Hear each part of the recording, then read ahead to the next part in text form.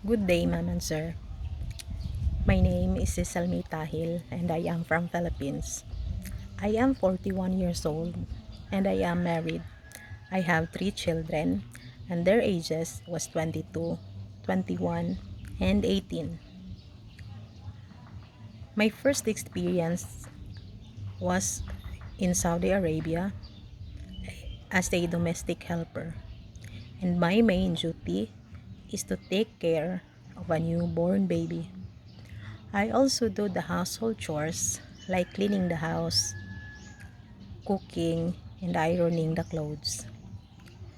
My second experience was in Taiwan.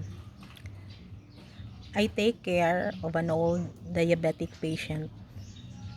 I also do marketing, cooking, and cleaning the house.